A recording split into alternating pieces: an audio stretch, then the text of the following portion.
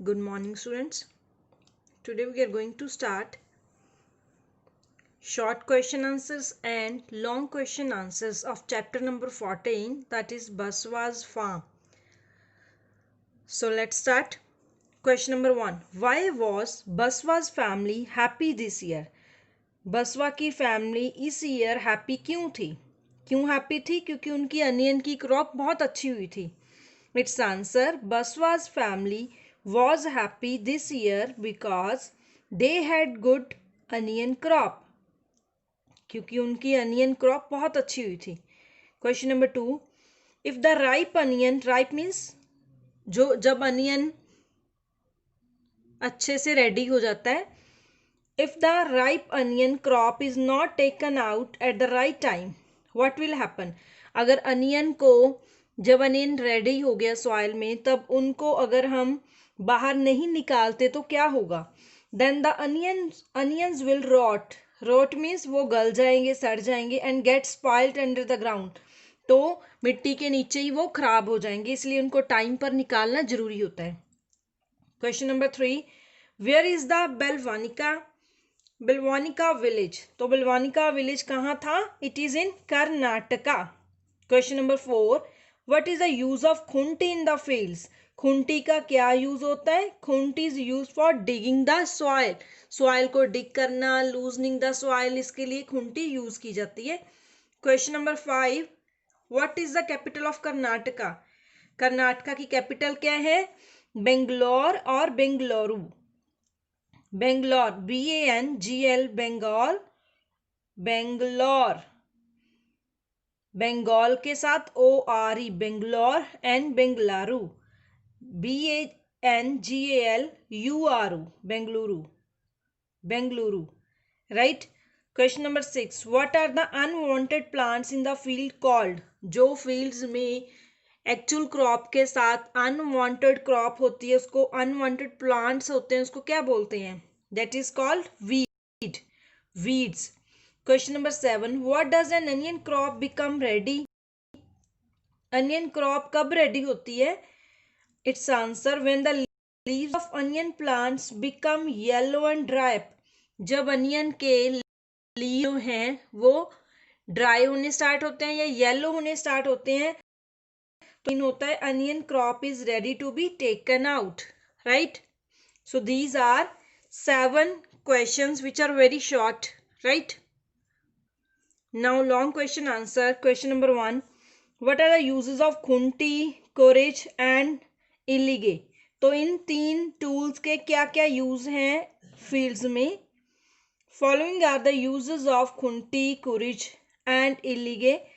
खुंटी का क्या यूज है? It is use for digging the soil और loosening the soil. Second, kurige to sprinkle the seeds with the help of bullocks. तो bullocks की help से seeds को स्प्रिंकल किया जाता है कोरेज की हेल्प से. Right. Third is illige, to cut the dried leaves on the top of the onions. Right.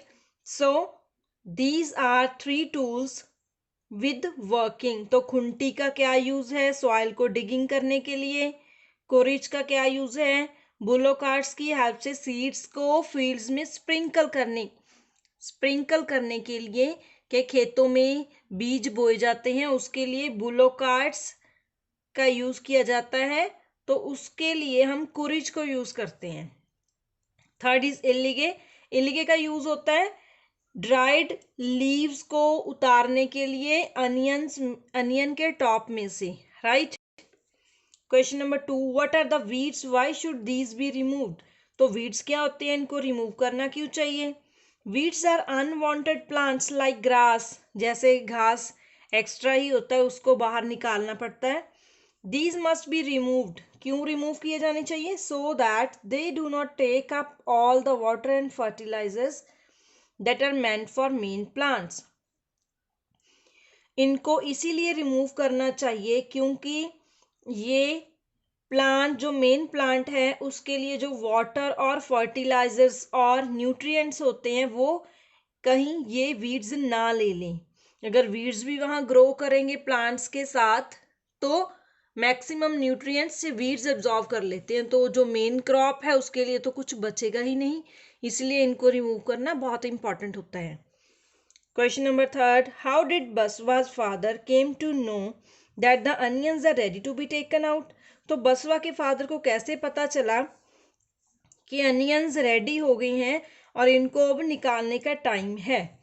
It's answer, the leaves of onion became yellow and started drawing up. जो onion के leaves होते हैं वो येलो होने start होते हैं और सूखने स्टार्ट हो जाते हैं, इसीलिए बसवा के फादर को क्लियर हो जाता है कि अनियंस अब निकालने चाहिए। By this Basava's father came to know that the onions were ready to be taken out. Fine.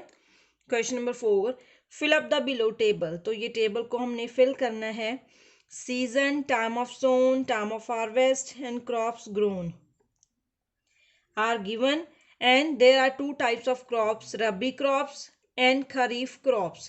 जो रबी क्रॉप्स होती हैं वो विंटर में ग्रो करती हैं और खरीफ समर में ग्रो करती हैं।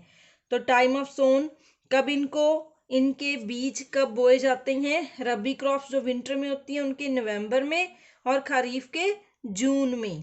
और time of harvest, rabi crops जो विंटर में जो अभी आजकल लगी होंगी नवंबर में, तो उनको हार्वेस्ट किया जाता है अप्रैल मंथ में, जैसे wheat, peas, oats, mustard etcetera. Kharif जो समर में सो की जाती हैं और इनको हार्वेस्ट किया जाता है अक्टूबर में, rice, corn, cotton, sugar cane etcetera. Clear? तो स्टूडेंट्स हमने इसकी एक्टिविटी भी की थी जिसमें आपने रबी क्रॉप्स और खरीफ क्रॉप्स की पिक्चर्स पेस्ट की थी, right? Next is question number 5, what are the various steps involve in farming? Farming में कौन कौन से स्टेप्स इन्वॉल्व होते हैं? Following are the steps involve in farming. First, soil is cultivated with the plough. Ploughing की जाती है, soil को डिग किया जाता है। Then second, seeds are sown in the soil. फिर उसी सॉइल में सीड्स, बीज बोए जाते हैं मैनुअली और by seed drill. Manually means हाथों से बीज बोए जाते हैं, या एक सीड ड्रिल आती है उसके थ्रू भी बीज बोए जाते हैं। Third, manure and fertilisers are added to the soil. फिर उसको फर्टिलाइजर्स क्या होती हैं? खादें दी जाती हैं। Fourth, soil is irrigated properly. फिर सॉइल को वाटरिंग द प्लांट्स, जो भी सीड्स लगाए हैं उनको वाटरिंग की जाती है। देन उसके बाद कुछ स्प्राउट्स ग्रो करते हैं, उसके बाद वीड्स भी ग्रो करते हैं जिनको रिमूव किया जाता है। Weeds are removed. Then crop is cut using a combine. फिर जब वीड्स ग्रो होते हैं उसके बाद उनको रिमूव किया जाता है, साथ जो क्रॉप है वो भी ग्रो हो चुकी होती है, तो क्रॉप को कट किया जाता है कंबाइन के थ्रू। तो कंबाइन के थ्रू जैसे वीट को कट करते हैं। Then crop is packed and stored properly. फिर जो भी क्रॉप होती है उसको पैक किया जाता है और स्टोर किया जाता है। फिर उसके बाद सेल के लिए आगे उसको सर्कुलेट किया जाता है, right? There are 7 steps. First, ploughing the soil और digging the soil. Second, sowing seeds. Third, adding fertiliser and manures.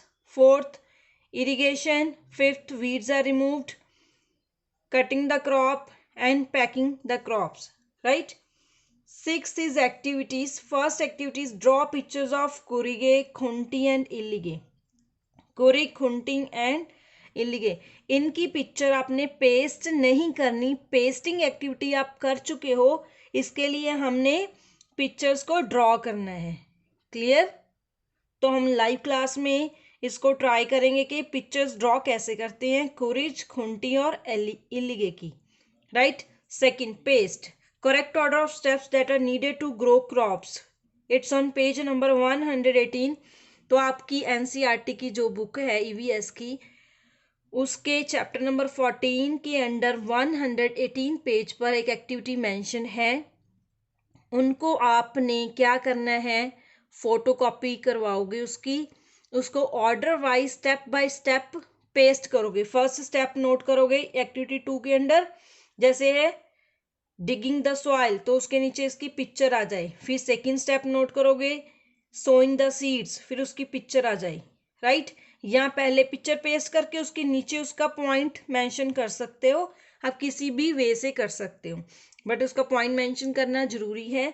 आपने इन सभी पिक्चर्स को करेक्ट ऑर्डर में प्लेस करना है। तो पेज नंबर 118 पे पिक्चर्स गिवन है, हमने इसकी बुक एक्सरसाइज में भी इसका सोल्यूशन किया था, कौन सा स्टेप कौन से नंबर पर सेकंड एक्टिविटी में वो पेस्ट करनी है, right. Third is Karnataka on map, तो ये हम कर चुके हैं ऑलरेडी हैव डन। मैंने दोबारा आपको नहीं बोला कि यहाँ पे पिक्चर पेस्ट, यहाँ पे मैप पेस्ट करो, हमने एक बार कर लिया है, उसी को आप अच्छे से देखना कि कर्नाटका मैप में, इंडिया के मैप में कहाँ पे लाई करता है, right. So no need to paste it again. तो अगर किसी स्टूडेंट का रहता था वो थर्ड एक्टिविटी करेगा, अगर सभी स्टूडेंट्स कर चुके हैं पहले ही मैप की एक्टिविटी तो दोबारा से नहीं करोगे। Fine, clear. So students, read and understand these questions again and then note it down in your notebook number 1 neatly, right? Okay students, thank you.